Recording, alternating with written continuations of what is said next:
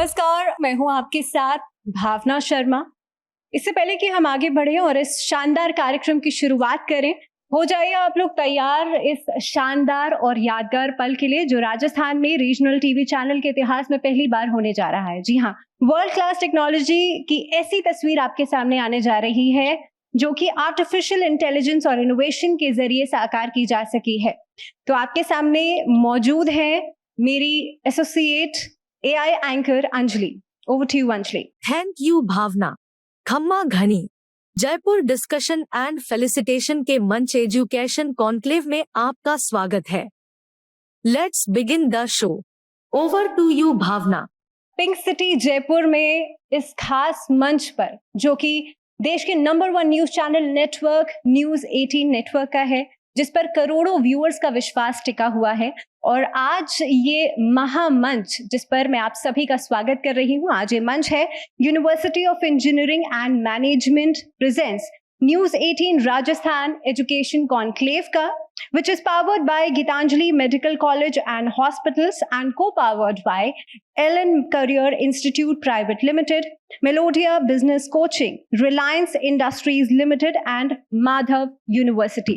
Nelson Mandela once said that education is the most powerful weapon which you can use to change the world. जी हाँ, शिक्षा यानी कि वो ताकत है, वो एक हथियार है जिसके इस्तेमाल से आप दुनिया में कुछ भी बदल सकते हैं। और आज हम उन्हीं तमाम बिंदुओं पर चर्चा करेंगे इस महामंच पर, जो कि राजस्थान के एजुकेशन सेक्टर को आगे बढ़ा रहे हैं। यहाँ पर तमाम वो लीडर्स, वो एंटरप्रेन्योर्स जो कि राजस्थान के एजुकेशन सेक्टर को आगे बढ़ाने में अपना खास योगदान दे रहे हैं। इसके अलावा यहाँ के टॉपर्स से भी हम, यहाँ के जो मेधावी छात्र हैं उनसे भी हम रूबरू होंगे। अलग अलग पैनल डिस्कशंस में चर्चा होगी कि किस तरह राजस्थान के एजुकेशन सेक्टर के अलग अलग लीडर्स, यहाँ के छात्र आगे बढ़ रहे हैं। साथ ही में आज इस कार्यक्रम की, इस महामंच की शोभा बढ़ाएंगे राजस्थान के एजुकेशन मिनिस्टर डॉक्टर BD कल्ला जी।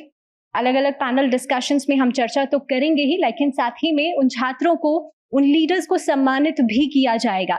लेकिन इससे पहले कि हम आगे बढ़े, अपने कार्यक्रम की शुरुआत करें, I would like to thank our partners. जी हाँ, हम शुक्रगुजार हैं उन स्पॉन्सर्स के जिनके सहयोग से आज इस कार्यक्रम को साकार किया जा सका है। हमारे पार्टनर्स हैं university of engineering and management UEM Jaipur, Geetanjali medical college Udaipur, Allen career institute, Melodia business coaching, Madhav university, Swami Keshvanand institute of technology management and Gramothan SKIT, Alankar group of colleges, Rawat educational group, Saraswati modern school Bansur, TCI education hub Chomu Jaipur, Tagore education group Sikar, Lakshya public secondary school, Narendra Rawat IAS academy Alwar, Vinayak school Sikar, APS school and foundation Chirawa Jhunjhunu, Adarsh education group Pilani Rajasthan, Adarsh school मंदावा, Mirinda school Udaipur, Mahatma Gandhi hospital Jaipur. एक बार जोरदार तालियां हमारे सभी सहयोगियों के लिए। अब हम अपने पहले पैनल डिस्कशन की तरफ आगे बढ़ें, लेकिन उससे पहले न्यूज 18 राजस्थान के न्यूज एडिटर अमित भट्ट जी से अनुरोध करूंगी वो कृपया मंच पर आइए और वेलकम स्पीच से हमारे सभी अतिथियों का सादर सत्कार कीजिए। आप सभी को बताते हुए एक ये हर्ष हो रहा है कि आज हम न्यूज़ 18 राजस्थान की तरफ से एजुकेशन कॉन्क्लेव में यहाँ पर शिरकत करने के लिए उपस्थित हुए हैं। शिक्षा जो है वो बेसिकली एक समाज और एक देश के लिए वो बेसिक चीज़ है जिससे व्यक्ति एक शिक्षित होकर न केवल खुद का बल्कि परिवार का, समाज का, पूरे देश का, बल्कि पूरी इंसानियत का एक भला करने के लायक बनता है। राजस्थान के संदर्भ में अगर बात करें तो शिक्षा के क्षेत्र में राजस्थान ने एक नई दिशा, नई ऊंचाई और नई सफलताओं की इबारत गढ़ी है। कहने की जरूरत नहीं है कि कोटा, सीकर, झुंझुनू, बाकी शेखावाटी में तो शिक्षा के जो संस्थान हैं उनको स्थापित करने की एक परंपरा रही है। आज हम यहाँ पर इन जो मौजूदा शिक्षा के हालात हैं, वो क्या हमारे पास में संभावनाएं हैं, क्या हमारे पास चुनौतियां हैं, उन सब के बारे में चर्चा करेंगे। तो मैं न्यूज़ 18 राजस्थान की तरफ से आप सभी का बहुत बहुत स्वागत करता हूं, अभिनंदन करता हूं।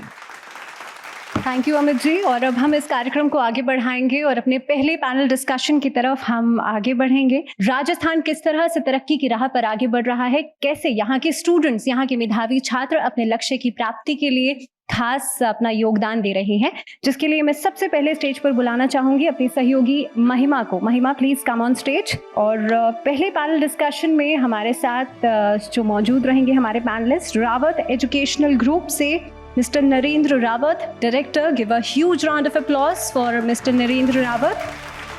इस पैनल डिस्कशन में अगला नाम रहेगा सरस्वती मॉडर्न स्कूल बांसूर से Shri Shashikant ji Bohra, director. TCI education hub Chomu Jaipur, Shri R Devanda, founder and director. Tagore education group Sikar Shri Jagan Singh ji Chahar, chairman. Sir, आप सभी का बहुत बहुत स्वागत है। सर, सबसे पहले मैं आपके पास आना चाहूँगी रावत एजुकेशनल ग्रुप से। इस ग्रुप को किसी परिचय का मोहताज नहीं है और अब जो है सरकार नए नवाचार कर रही है, नई शिक्षा नीति लेकर आ रही है। तो कैसे देखते हैं आप नई शिक्षा नीति को और कैसे रावत एजुकेशन ग्रुप इस नई शिक्षा नीति को अपने विद्यार्थियों के लिए लेकर आ रहा है? या देवी सर्वभूतेषु बुद्धि रूपेण संस्थिता नस्तमस्तस्य नमो नमः। सर, मैं रोकना चाहूंगी आपको। हमारे बीच डॉक्टर BD कल्ला एजुकेशन मिनिस्टर आ चुके हैं। मैं अमित सर से रिक्वेस्ट करूंगी कि वो मंत्री जी का बुके से स्वागत करें। अब हम सेशन को आगे बढ़ाएंगे। Sir, over to you. New education policy की एक शुरुआत 1968, 1986, फिर दौर आया 2020 का, फिर न्यू एजुकेशन पॉलिसी को लॉन्च किया गया। न्यू एजुकेशन पॉलिसी जो डिजिटल तरीके से सभी को समान रूप से पहुंचाने का एक प्रयास है। भारत को अभी भी गांव का देश कहा जाता है। लगभग 65 से ज़्यादा % जो जनता है वो आज भी गांव में रहती है। गांव को केवल शिक्षा के माध्यम से ही आगे बढ़ाया जा सकता है, जोड़ा जा सकता है, और उसके लिए बहुत ज़्यादा ज़रूरी है कि गांव में एक बेहतरीन इंफ्रास्ट्रक्चर हो, बेहतरीन टीचर्स हो, उनका एक ट्रेनिंग हो, सेशन हो, बहुत सारी चीज़ें ज़रूरत है। गांव का विकास मतलब देश का विकास, भारत का विकास। तो मेरा आप सभी इंडस्ट्रीज, इंस्टीट्यूशंस के ऑनर्स, प्रिंसिपल, डायरेक्टर से निवेदन है कि न्यू एजुकेशन पॉलिसी को समझे और उसे बेहतरीन तरीके से इम्प्लीमेंट करने की कोशिश करें। और रावत एजुकेशनल ग्रुप का शुरू से ही प्रयास रहा है डिसिप्लिन को लेके। मेरे माननीय पिताश्री श्री BS रावत जी का एक सपना था, एक विजन था कि बेहतरीन टू एजुकेशन, यानी हर व्यक्ति को एक बेहतरीन एजुकेशन मिले और एजुकेशन के साथ साथ एक मॉरल एजुकेशन मिले, एक ट्रेडिशनल एजुकेशन मिले। संस्कार ये बहुत ज़रूरी है हमारे लिए, हमारे देश के लिए। और आज भी हमारे रावत एजुकेशनल ग्रुप में हम लोग हनुमान चालीसा का पाठ पढ़ाते हैं। छोटे छोटे नन्हे बच्चे हैं जो 5वीं तक के बच्चे हैं, उन्हें पत्तल में खाना खिलाना और इस तरीके की कई प्रोसेसिंग हम लोग हमारे बच्चों में डेवलप करते हैं। भारत त्योहारों का देश कहा जाता है और हमारे स्कूल्स में जितने भी फेस्टिवल होते हैं उन फेस्टिवल्स में हम लोग हमारे जितने भी आसपास के रूरल बच्चे होते हैं, जो नीडी बच्चे होते हैं, जो असहाय बच्चे होते हैं, जिन्हें ज़रूरत है हम जैसे लोगों की कि हम हमारे स्कूल में बच्चों को बुलाकर हजारों बच्चों के बीच में उनको सेलिब्रेट करते हैं, उनका सम्मान करते हैं, जिससे कि हमारे हजारों बच्चे इन चीज़ों से इंस्पायर हो, सीखे, देखे, समझे। This is real education. ये हमारा एजुकेशन सिस्टम होना चाहिए हमारे देश का कि हर बच्चा एक उम्मीद रखे दूसरे बच्चे के खुशी के लिए, सोसाइटी के लिए, समाज के लिए, और यही हमारा उद्देश्य है, यही हमारा मिशन है। शशिकांत सर, ग्रामीण इलाके में होने के बावजूद भी आपका स्कूल बेहतरीन रिजल्ट्स दे रहा है, तो इसके पीछे की क्या वजह है? ऐसे में स्कूल बानसूर ग्रामीण क्षेत्र में जो एक छोटी सी ग्राम पंचायत होती है, उसमें 1978 में, जबकि कोई निजी विद्यालय को जानता नहीं था कि निजी विद्यालय होते क्या हैं, उसकी एक नींव डाली गई और आज वो इतना बड़ा वटवृक्ष बन गया। वहाँ की आम नागरिकों, जनता का पूर्ण सहयोग के कारण हमने देखा कि हमारे साथी में से कोई भी आज तक गजेटेड ऑफिसर्स, डॉक्टर्स या अन्य अधिकारी नहीं बन पाए। एक सोच थी दिमाग में, तो मैंने गवर्नमेंट सर्विस जॉब में था और उसको रिजाइन करके और एक नया रिस्क लिया बानसूर में बच्चों को गजेटेड ऑफिसर्स हर क्षेत्र के अंदर पहुंचाना है। तो स्कूल की सोच आई, स्कूल खोला, न कोई प्रचार किया, आप अचंभा करेंगे, न कोई पर्चे छपाए। आज तक 45 साल हो गए स्कूल को, और 8 छात्रों ने प्रवेश लिया और उसके बाद कारवां बढ़ता चला गया। उस समय मान्यता लेना बड़ा कठिन कार्य था। 10 बार इंस्पेक्शन हुआ स्कूल का एक साल के अंदर, जब जाके प्राइमरी की मान्यता मिली थी। आज फाइल लगाते हैं तो 1 महीने में हमको मान्यताएं मिल जाती है। परंतु उस संघर्ष के अंदर आज मुझे बड़ा गर्व है उन बच्चों पर। बानसूर में आज ऐसा भी विदेश में एक भी देश नहीं जहां मेरे स्टूडेंट सर्विस नहीं कर रहे हैं। आज 4th क्लास से लेकर IAS तक, पुलिस के जवान से लेकर के IPS तक, और वार्ड पंच से लेकर विधायक तक आज मेरे स्टूडेंट्स बन चुके। मुझे उन पर गर्व है, बहुत गर्व है। आज वो मिलते हैं, सीधे चरण स्पर्श करते हैं। वो संस्कार दिए उनको ग्रामीण क्षेत्र में, जो माँ बाप इतने प्रसन्न होते हैं कि आज हमारे बच्चों को आपने लायक बनाया। उन माँ बापों को हम बहुत आभारी हैं, जिन्होंने हम पर विश्वास करके गवर्नमेंट स्कूल में भेज के हमारे पास बच्चे भेजे। उनका हम बहुत बहुत धन्यवाद देते हैं, आभारी व्यक्त करते हैं कि आज उनके बच्चे पूरा नाम रोशन कर रहे हैं, पूरा देश के अंदर, उनके परिवार के, उनके घर नरगा। हम उनको बहुत बहुत धन्यवाद देते हैं। TCI एजुकेशन हब से सर आपके यहाँ JEE नीट इनकी तैयारी स्टूडेंट्स को करवाई जाती है। स्टूडेंट्स को ऐसी क्या ट्रेनिंग देते हैं कि वो इतने बड़े कॉम्पिटिटिव एग्जाम्स क्लियर करें?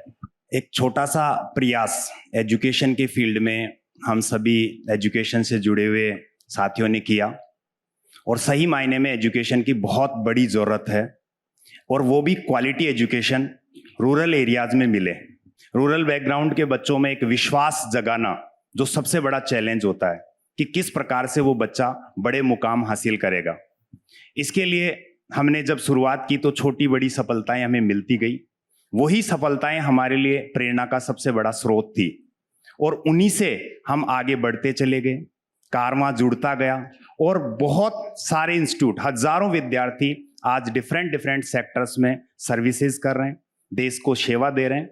उसी कड़ी में आगे बढ़ते हुए हमारा मिशन बड़ा था, और गार्जियंस के विश्वास और टीम के समर्पित भाव से मुझे बताते हुए गर्व हो रहा है कि इस बार ग्रामीण पृष्ठभूमि से एक सब्जियों का ठेला लगाने वाले, फलों का ठेला लगाने वाले हमारे अभिभावक जिन्होंने हम पर विश्वास किया, और उनके बच्चे कमलेश सैनी ने नीट में 720 में से 710 अंक अर्जित करके और पूरी TCI फैमिली और पूरे परिक्षेत्र को राष्ट्र पटल पर गौरवान्वित होने का अवसर दिया। मैं सर आपके पास आना चाहूंगी। आजकल के पेरेंट्स की एक डिमांड है सर कि उनका बच्चा फर्स्ट ही आए। ये सब पेरेंट्स की डिमांड्स हो गई है, तो ऐसे में बच्चा सिर्फ एक नंबर पाने वाली मशीन बन के रह जाता है। तो ऐसे में पेरेंट्स को आप क्या कहना चाहेंगे? आज हर बच्चा और हर अभिभावक और हर स्कूल का संचालक बच्चे को नंबरों के ऊपर फोकस करता है कि मेरा बच्चा फर्स्ट आए। ये सोच अच्छी नहीं है, मैं इसको अच्छा नहीं मानता। बच्चे का सर्वांगीण विकास के साथ साथ बच्चा अगर फर्स्ट आए तो सबसे बढ़िया है। इसलिए बच्चे को इतना टॉर्चर नहीं किया जाए, इतना प्रेशराइज नहीं किया जाए कि वो नंबर 1 आए। वो स्कूल शिक्षा के साथ साथ में अन्य गतिविधियों को साथ लेकर के, जैसे खेल कूद है, वाद विवाद प्रतियोगिता है, डांस है, म्यूजिक है, सबको हर क्षेत्र में वो काम करता हुआ अगर नंबर फर्स्ट आता है तो वो असली फर्स्ट नंबर का अधिकारी होता है। हमने जब विद्यालय प्रारंभ किया 1985 में, तो हमारे सामने भी बहुत बड़ी बड़ी समस्याएं आई थी कि मान्यता से संबंधित। उस समय में आज कोई भी अगर मान्यता लेता है तो सीनियर तक की मान्यता एक साथ मिलती है, जबकि उसमें प्राइमरी मिलती थी, फिर मिडिल मिलती, फिर सेकेंडरी और सीनियर सेकेंडरी, इस प्रकार से। तो हमें बहुत संघर्ष करना पड़ा, और हमारे सीकर के अंदर केवल एक विद्यालय चलता था, दूसरा विद्यालय हमने प्रारंभ किया था। और उसके बाद तो क्या है कि सीकर के अंदर स्कूलों की कोई कमी नहीं है, हर गली और हर मोहल्ले के अंदर स्कूलें हैं। तो हमने बहुत संघर्ष करके इस मुकाम पे पहुंचे हैं। हमने रिजल्ट हर साल ही अच्छा दिया है। हमारी स्कूल ने 5 बार राजस्थान की बोर्ड में स्थान प्राप्त किया है। इस साल 2nd पोजीशन पे आए हैं। तो मैं कह रहा हूं कि बच्चे को फर्स्ट लाना जरूरी है, लेकिन उसके साथ साथ में उसको शिक्षा शैक्षणिक गतिविधियों को के साथ साथ में अन्य गतिविधियों में भी उसको पूरा सर्वांगीण विकास होना चाहिए, उसको पारंगत कराना चाहिए। केवल और केवल उसको नंबर की एक मशीन नहीं बनानी चाहिए। जी देखिए, सर ने बहुत अच्छी बात कही कि सर्वांगीण विकास पर फोकस करना चाहिए बजाय कि बच्चा टॉप पर रहे। सर आप सभी का बहुत बहुत धन्यवाद कि आपने हमारे साथ अपने विचार व्यक्त किए। बढ़ेंगे अगले पैनल डिस्कशन की तरफ, जिसमें कि हम चर्चा करेंगे कि किस तरह से राजस्थान सेक्टर में आर्टिफिशियल इंटेलिजेंस, मशीन लर्निंग, किस तरह से स्मार्ट टेक्नोलॉजी के जरिए राजस्थान का एजुकेशन सेक्टर आगे बढ़ रहा है, जिसके लिए मैं सबसे पहले मंच पर बुलाना चाहूँगी मेरी सहयोगी महिमा को। और पैनल डिस्कशन में जो पैनलिस्ट रहेंगे उसमें university of engineering and management UEM IEM Jaipur से professor doctor Pradeep Kumar Sharma, registrar UEM Jaipur, Allen career institute private limited से mister CR Chaudhary, senior vice president. सबसे पहले मैं आऊंगी आपके पास sir Allen. When I see the green T-shirt बच्चा, तो I think कि he is in very pressure और बहुत पढ़ना पड़ता है और क्या लाइफ है इसकी। तो सर ऐसे में एलन उनको स्ट्रेस फ्री एजुकेशन कैसे प्रोवाइड करवाता है? It's not only up to for students, ये लाइफ में हर उस व्यक्ति के लिए भी होता है जब वो कुछ स्पेशल करना चाहता है। और ये जो students 10th class 12th class pass करके जब इस तरह के कंपटीशन फाइट करते हैं जहाँ लाखों बच्चे बैठते हैं और बहुत कम सीट्स होती हैं, तो मेरा मानना है कि वहाँ पर एक स्ट्रेस बच्चे पर आएगा। केवल जीतना सिखाने के साथ साथ जीत कर हारना और हार कर जीतना, ये भी उस बच्चे को सिखाना पड़ेगा। तो डी स्ट्रेस के लिए हमारे पास जो टूल है वो 2 तरह के हम काम करते हैं कि बच्चों को कहते हैं राहें और भी है। आपने चाहा मैं डॉक्टर इंजीनियर बनना चाहता हूं, आप अपना प्रयास पूरा कर लीजिए, लेकिन उसके अलावा राहें और भी हैं। Not only for kids, even in way of business, way of defence, farmers, everywhere stress is the part of life. तो उस टाइम पर आज हमारी मेडिकल साइंस कहती है कि इन बच्चों के लिए चाइल्ड साइकोलॉजिस्ट हों जो उन बच्चों को उनके अकॉर्डिंग उनको डील करें। तो हमें इन सब चीज़ों को सिखाने के लिए काउंसलर्स की बहुत बड़ी हेल्प लेनी पड़ती है। और एलन स्पेशली हमारे इंस्टीट्यूट में जो हम लोग काम कर रहे हैं इस पर बहुत ज़बरदस्त दोनों काम कर रहे हैं, राहें और भी, और साथ ही साथ काउंसलर्स को ऑल टाइम डिटेक्टिव फॉर्मेट में उनके साथ रखते हैं। बच्चों को जिसके जरा सा भी बिहेवियर चेंज आता है तो उस तक हमारे काउंसलर जरूर पहुंचे हैं। श्योर। देखिए काउंसलर्स की भी बहुत इंपॉर्टेंट नीड हो गई है सर इस टाइम में। आप तो नीट और जेई की तैयारी कंपटीशन की करवाकर सर के यहाँ भेज देते हैं कॉलेजेस में। सर आपके यहाँ कैसी लैब्स हैं, उन टेक्निक्स को कैसे स्टूडेंट यूज करता है, कैसे लर्निंग स्किल्स पर आप लोगों की ओर से काम किया जा रहा है सर? हमारा ग्रुप IEM UEM ग्रुप पिछले 40 साल से एजुकेशन लाइन में है और इंजीनियरिंग एजुकेशन में है। IEM UEM group Kolkata West Bengal का सबसे पुराना इंजीनियरिंग एजुकेशन प्रोवाइड करने वाला इंस्टीट्यूट है और 2008 में वर्ल्ड बैंक की टेक्यूब परियोजना में नंबर 1 आकर राजस्थान गवर्नमेंट ने इनवाइट किया जयपुर में यूनिवर्सिटी बनवाने के लिए। और 2011-12 से हम लोगों ने ये काम शुरू किया और 2012 में स्टेट एक्ट के थ्रू यूनिवर्सिटी एस्टेब्लिश हुई और शुरू हुई। आप लोगों का जो काम है वो असाधारण है। स्कूल एजुकेशन एक नींव देता है बच्चे को। आप समझ सकते हैं कि जब बच्चा आपके पास पहुंचता है पहली क्लास में, वो अपने माँ बाप का हाथ पकड़ के पहुंचता है, और जब आपका स्कूल छोड़ता है वो आपका हाथ पकड़ के छोड़ता है। लेकिन आप उसको जब छोड़ने जाते हैं वो किसी हायर एजुकेशन इंस्टीट्यूट में छोड़ने जाते हैं और वहाँ किसी को उसका हाथ पकड़ना होता है उसको आगे बढ़ाने के लिए। वो काम हम लोग करते हैं UEM जयपुर में, मेंटर्स प्रोवाइड करके। हर प्रकार के मेंटर मेंटी का एक हमारा एक सिस्टम है, चाहे वो इंडस्ट्री से रिलेटेड हो, चाहे उसको 4 साल का जो उसका कैरियर है, 3 साल का जो उसका एकेडमिक कैरियर है, उसको अच्छा बनाने के लिए। तो जो नींव आप लोगों ने प्रोवाइड करी है, चाहे वो स्कूल हो चाहे कोचिंग सेंटर्स हो, उनका टारगेट क्या है, आप लोगों का क्या उद्देश्य है ये सब कराने के लिए, जिससे वो बच्चा अपनी लाइफ में आगे बढ़ सके। आप लोगों का पर्पस है, बच्चों का भी यही एक एक्सपेक्टेशन होता है कि वो अपना परिवार आगे चला सके, अपने पैरों पर खड़ा हो सके। तो UEM जयपुर ये एक आगे बढ़ाने के लिए जो मूलभूत सुविधाएं हैं बच्चे को वो प्रोवाइड करता है, जिसमें आप मान के चलिए कि जो इमर्जिंग टेक्नोलॉजीज आज के ज़माने में जो चल रही हैं, आर्टिफिशियल इंटेलिजेंस जिसका बार बार आप नाम ले रहे हैं, मशीन लर्निंग, डेटा साइंस, जो पुरानी जो इंजीनियरिंग की या मैनेजमेंट की या फिजियोथेरेपी के जो कोर्सेज चलाए जाते थे, उन सबसे अलग एडवांस लेवल पर जब बच्चे को इस तरह की नॉलेज प्रोवाइड होती है तो आप समझ सकते हैं कि वो बच्चा एक आगे जाकर जॉब रेडी बनता है, एम्प्लॉयबल रहता है। मैं आपको बताना चाहूँगा कि यूईएम जयपुर में जितने भी स्टूडेंट्स आज पढ़ रहे हैं और आजकल जितने भी स्टूडेंट्स प्लेसमेंट लेके आगे बढ़े हैं, एक से ज़्यादा प्लेसमेंट ऑफर सब बच्चों के पास है। और यूईएम जयपुर इस वजह से आप मान के चलिए कि पिछले 8 साल से जब से इसके स्टूडेंट पास आउट होना शुरू हुए हैं, सभी स्टूडेंट्स को 3 से 4 जॉब ऑफर्स मिल रहे हैं। किसी भी स्टूडेंट्स को हम तब तक कैंपस से नहीं जाने देते जब तक उसका जॉब नहीं लग जाता है। और इवन हम मार्च और अप्रैल महीने में बच्चों को बुला के क्लास के अंदर उनसे पूछते हैं कि क्या आप अपने जॉब से सेटिस्फाइड हैं।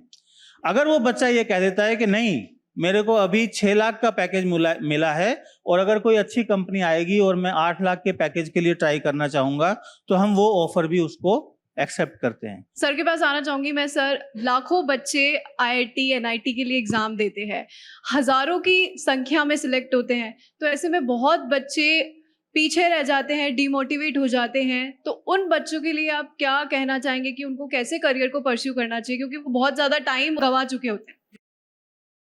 अगर एक स्टूडेंट ने 11th-12th के साथ अपने कंपटीशन की तैयारी करी है जी, और जनरली आजकल 80% बल्कि 90% स्टूडेंट्स यही करने लगे हैं कि 10th के बाद ही अपनी स्ट्रीम में वो कंपटीशन को साथ लेके चलते हैं और उसको प्रिपेयर करते हैं।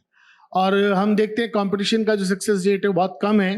तो ये बात सही है कि बहुत सारे बच्चों का नहीं होता है। तो मैं उन बच्चों के लिए इतना एडवाइस जरूर दूंगा कि जिसने 11th-12th के साथ अपने मेन स्ट्रीम में काम करते हुए नीट या आईआईटी की प्रिपरेशन की और अगर कुछ ही मार्क्स से रुका है, जस्ट गैप अगर 15 से 20% का है, तब तो उसको वापस रिपीट करना चाहिए ताकि उसका जो ड्रीम है वो कंप्लीट हो। लेकिन अगर एक बच्चे के साथ देख रहा है कि उसने मैंने 11th-12th के साथ अपना किया और मेरा जो एग्जाम मैंने ऑप्शन लिया बट मेरे बहुत बड़ा ह्यूज गैप है, मैंने उतना कुछ किया नहीं है, तो उसके लिए मेरा स्ट्रेट फॉरवर्ड आंसर है कि उसको वहीं पर अपनी राहें बदलनी चाहिए और वो अपने बेसिक एजुकेशन के लिए आगे बढ़े, चाहे बीएससी करे चाहे कुछ और करे, और वो वहां से जिंदगी में अपने वापस किसी मुकाम पे पहुंचे। जी जी सर, मैं आपके पास आना चाहूँगी।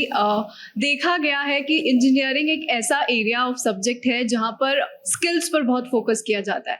तो आपको क्या लगता है कि अभी भी हमारे एजुकेशन सिस्टम में वो कमियां हैं, क्या हम उस स्किल्स को नहीं पा रहे हैं जो विदेशों में देखने को मिलती है? और आप भी लगातार जो है विदेशों में अपने सेमिनार ऑर्गेनाइज करते हैं, तो इसके पीछे की क्या वजह है सर? देखिए, मेरा ये मानना है और मैं हमेशा ये बोलता हूँ, जब बच्चा 10+2 के बाद 12वीं करने के बाद किसी कॉलेज या यूनिवर्सिटी में जाता है तो तब तक तो उसका एक उद्देश्य होता है उस जगह पर जाना, यानी 10+2 पास कर लिया और उसे एक अच्छे कॉलेज में जाना है। लेकिन जब वो कॉलेज या यूनिवर्सिटी में आ गया तब उसके लिए एक अनंत आसमान खुल जाता है। वो अनंत आसमान खुलता है या तो वो हायर एजुकेशन में जाएगा अपने ग्रेजुएशन करने के बाद, या तो वो कोई बिजनेस भी कर सकता है अगर उसको कोई प्रोफेशनल डिग्री उसको वहां पर मिले, ट्रेनिंग मिले, या वो किसी अच्छी नौकरी के लिए जा सकता है। तो जो एक टारगेट 10+2 का लेके चला था एक रास्ता, वहां तक तो पहुंच गया, उसके बाद उसके पास बहुत सारे रास्ते हैं और उसको समझाना, उसके स्किल्स को आइडेंटिफाई करने का काम अब यूनिवर्सिटी का है, अब कॉलेज का है। तो वो हम जो मेंटर प्रोवाइड करते हैं उसको उसकी स्किल को पहचानने के लिए वो उस स्टूडेंट को आइडेंटिफाई करते हैं और स्किल बेस्ड ट्रेनिंग, एक आउटकम बेस्ड ट्रेनिंग हमारे यूनिवर्सिटी में प्रोवाइड होती है हमेशा से। आप मान के चलिए कि जो स्टूडेंट जिस फील्ड में आगे बढ़ने के लिए है हम वही ट्रेनिंग उसे प्रोवाइड करते हैं। अगर कोई स्टूडेंट आर्टिफिशियल इंटेलिजेंस में आगे बढ़ना चाह रहा है तो हम एआई और एमएल से रिलेटेड, डेटा साइंस से रिलेटेड उसे सब्जेक्ट प्रोवाइड करते हैं। कोई स्टूडेंट चाह रहा है कि उसे गवर्नमेंट जॉब्स के लिए प्रिपरेशन करनी है तो एक स्पेसिफिक उसको मॉड्यूल दे रखे हैं, वीकली उसको ट्रेनिंग दी जाती है। Thank you so much sir, आप आए और अपना कीमती समय हमारे साथ गुजारा और कुछ ऐसे पल शेयर किए और कुछ ऐसी टिप्स हमें दी कि आगे जो है स्टूडेंट्स को इस तरह से अगर वो फोकस करेंगे तो अपने करियर में बेटर कर पाएंगे। बहुत बहुत शुक्रिया। आज हम यहाँ पर एजुकेशन सेक्टर की बात कर रहे हैं। यहाँ पर टेक्नोलॉजी और इनोवेशन दोनों किस तरह से आगे बढ़ रही है उसकी बात कर रहे हैं, जिसमें एक खास योगदान यहाँ के मेधावी छात्रों ने भी दिया है, खास रैंकिंग्स हासिल करके। तो अब हम रूबरू होंगे उन्हीं मेधावी छात्रों के साथ, जिसके लिए मैं सबसे पहले स्टेज पर बुलाना चाहूंगी अंशुमन, जिन्होंने 12th में साइंस स्ट्रीम से टॉप किया है 99% से। आगे बढ़ते हैं, अगला नाम है Ritu Yadav and Kareena Yadav, who scored 645 numbers AIR 8179 and category rank 3027. वो कहते हैं ना कि जब इरादे मजबूत हों तो आदमी क्या नहीं कर सकता। ऐसा ही कुछ हुआ जयपुर के पास जमवा रामगढ़ तहसील के गांव नागल तुलसीदास में। गांव में खुशियों की लहर तब आई जब नीट 2023 का रिजल्ट आया और गांव की दो बेटियों ऋतु और करीना ने क्रैक की नीट की परीक्षा। अब दो भाइयों की ये दो होनहार बेटियां एक साथ बनेंगी डॉक्टर। परिवार की विषम परिस्थितियां होने के बावजूद भी अपनी बेटियों की मेहनत और लगन को देखते हुए परिवार ने अपनी बच्चियों को अच्छी शिक्षा के लिए सीकर से नीट की तैयारी करवाई, जिसका नतीजा रहा नीट 2023 का रिजल्ट, जिसमें ऋतु यादव ने 645 अंकों के साथ ऑल इंडिया रैंक 8179 और कैटेगरी रैंक 3027 प्राप्त की। वहीं करीना ने 680 अंक प्राप्त कर ऑल इंडिया रैंक 1621 और कैटेगरी रैंक 432 प्राप्त की है। ऋतु और करीना के इस हौसले को न्यूज़ 18 करता है सलाम। अगला नाम है Ramlal Bhoi, number 632 AIR 12901 and category rank 5137। समाज में ढेरों ऐसी चुनौतियां हैं जिनके आगे बड़े बड़े हार मान जाते हैं, लेकिन इरादों की मजबूती की अलग ही मिसाल पेश की है राजस्थान चित्तौड़गढ़ जिले के घोसुंदा निवासी छात्र रामलाल भोई ने। किसान परिवार से आने वाले रामलाल भोई ने जब डॉक्टर बनने की ठानी तो दुनिया की हर मुश्किल उनके लिए छोटी साबित हुई। अक्सर पारिवारिक जिम्मेदारियों के आगे लोग पढ़ाई छोड़ देते हैं, लेकिन रामलाल ने अपनी लगन और मेहनत के दम पर सभी चुनौतियों को मात दी। रामलाल ने अपनी मेहनत के दम पर नीट 2023 की परीक्षा को क्रैक किया और 632 अंक हासिल किए। साथ ही कैटेगरी रैंक 5137 तथा ऑल इंडिया रैंक 12901 आई। रामलाल भोई के जज्बे को न्यूज़ 18 राजस्थान करता है सलाम। इसी के साथ इस लिस्ट में अगला नाम है Pankaj Dhakar, 643 numbers AIR rank 8997। Rajasthan के निम्बाहेड़ा तहसील के भगवानपुरा गांव के रहने वाले पंकज धाकड़ ने अपने किसान माँ बाप का सर गर्व से तब ऊंचा कर दिया जब उन्होंने नीट 2023 में 643 अंक प्राप्त किए। राजस्थान के एक छोटे से गांव से आने वाले पंकज को धुन थी तो सिर्फ डॉक्टर बनने की, और अपनी मेहनत के दम पर पंकज ने हासिल किया ये मुकाम। यूं तो पंकज ने शुरुआती शिक्षा गांव से ही हासिल की है और 10वीं में 97.33% अंक और 12वीं में 95.20% अंक लाए। बाद में पंकज ने रुख किया कोटा का, जहां उन्होंने मेहनत से नीट की तैयारी की और परीक्षा क्रैक की और आज अपने परिजनों और अपने गांव का नाम रोशन किया। पंकज की इस मेहनत को न्यूज़ 18 राजस्थान करता है सलाम। तो न्यूज़ 18 इनके जज्बे को सलाम करता है। और देखिए, विषम परिस्थितियों में भी इस तरह से आगे बढ़ना बहुत बड़ी बात है। और इस डिस्कशन के अंदर हम 1 to 1 करेंगे इन सभी मेधावी छात्रों के साथ, जिसमें कि मेरी सहयोगी, मेरी एसोसिएट महिमा इनकी जर्नी के साथ बातचीत करेंगे। साथ ही में AI एंकर अंजलि भी, उनके भी कुछ सवाल रहेंगे इन सभी स्टूडेंट्स से। ओवर टू यू महिमा। आजकल AI टेक्नोलॉजी का ज़माना है, तो हम भी नए दौर में चल चुके हैं और AI एंकर हमारे बीच हाजिर है। अंजलि, मैं चाहूंगी कि आप कुछ सवाल इन स्टूडेंट से पूछे। ऋतु और करीना, एक छोटे से गांव से निकलकर नीट क्रैक करने तक की आपकी जर्नी कैसी रही? मेरे घर की आर्थिक स्थिति खराब रही है शुरू से ही। पापा चरवाहे हैं और मम्मी हाउसवाइफ है। मतलब आर्थिक स्थिति बहुत खराब थी, तो मतलब पढ़ने के लिए, कोचिंग भेजने के लिए पैसे नहीं थे। फिर मैंने घर से ही तैयारी करी। 3 साल मैंने, मतलब पापा ने भी हेल्प करी, बड़े पापा ठाकर सिंह जी। ऋतु और Kareena, wish you good luck for both of you. Ram से आप अपना नेक्स्ट क्वेश्चन करें। पारिवारिक जिम्मेदारियों के बावजूद डॉक्टर बनने के सपने को आपने किस तरह पूरा किया? मेरी शादी आज से लगभग 10 साल पहले 11 मई 2013 को हो गई थी।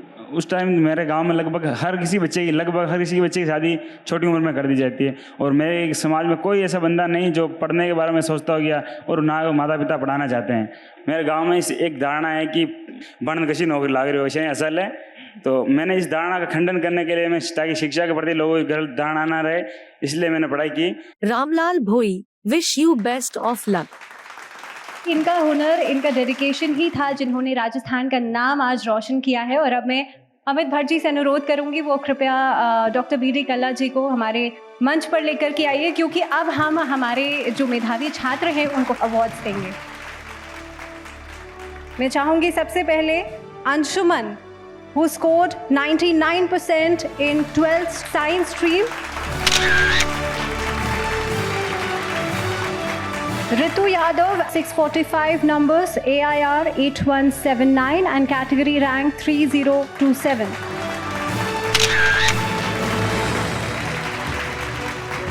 Karina Yadav, category rank 3027.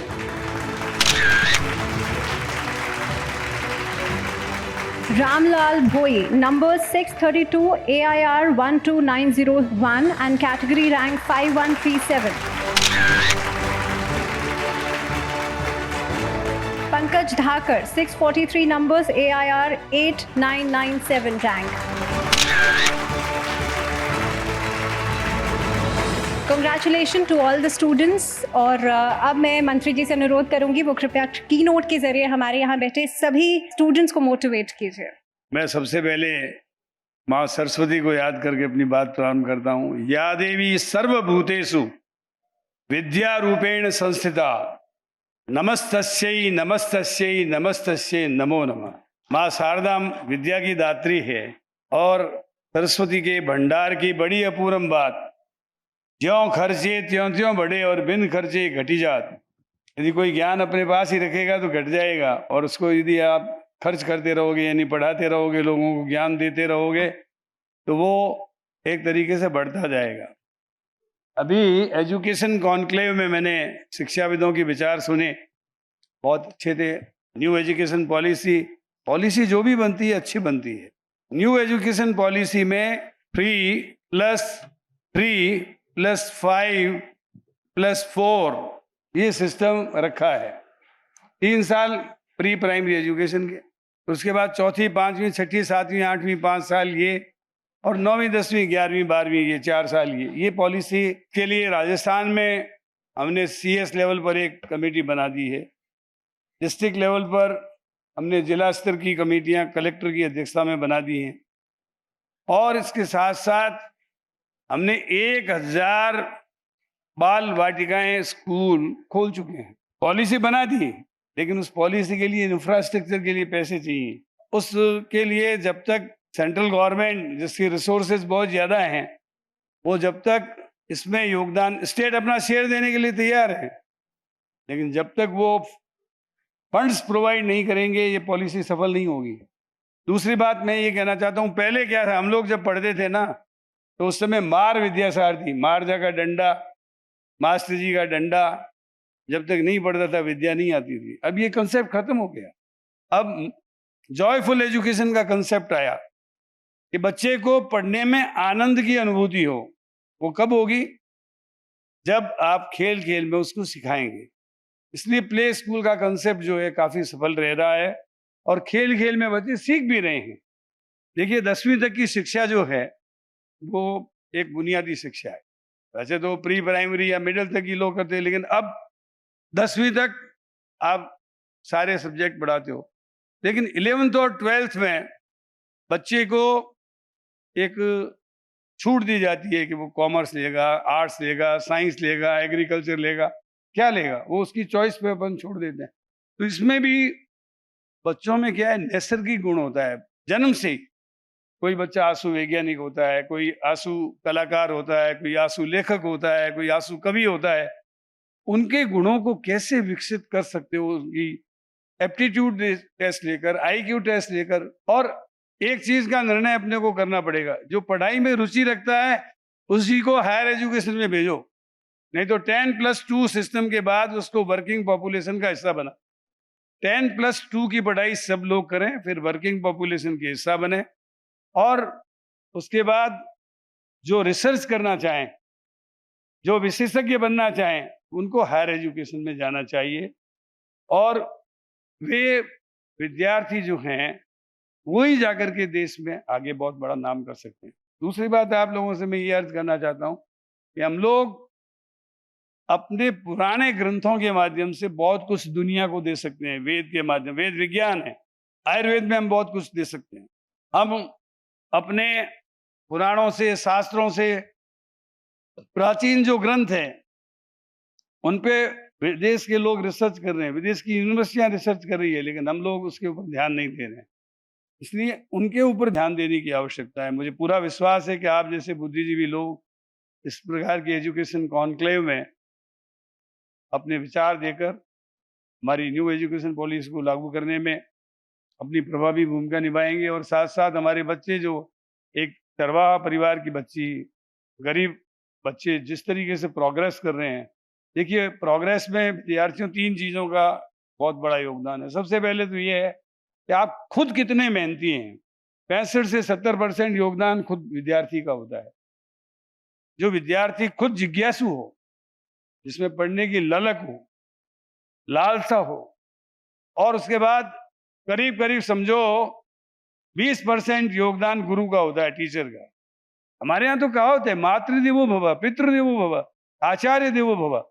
माता पिता गुरु साक्षात भगवान है। बाकी जो ओमनीपोटेंट, ओमनीसिएंट, ओमनीप्रेजेंट, जो स्थित प्रज्ञ, सर्वत्र व्यापक, सब में व्यापक, और जो सर्वशक्तिमान है, उसको तो कोई बिरला आदमी तीसरा नेत्र खोलता है वही देख पाता है। लेकिन ये हमारे घरों में साक्षात भगवान है, इनकी कृपा होती है।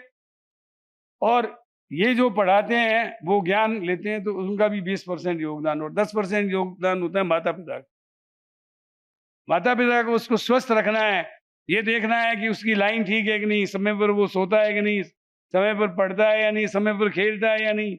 ये इस कुल मिलाकर इसमें आप कहीं 10-5 नंबर आगे पीछे कर सकते हो, लेकिन मेरे हिसाब से इस तरीके से विद्यार्थी जो है, हमारी कुछ बेटियां अभी जो बता रही थी, बहुत उन्होंने मेहनत की, उसके कारण से आज वो सेलेक्ट हो पाई।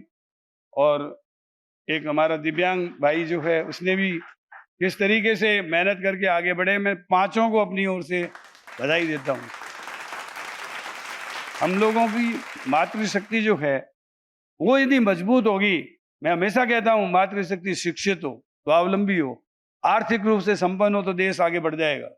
क्योंकि वो शादी से पहले परिवार में अपनी शिक्षा का लाभ देगी, और शादी के बाद ससुराल में जाएगी तो ससुराल में अपनी विद्या का इस्तेमाल करेगी, उनको आगे बढ़ाएगी।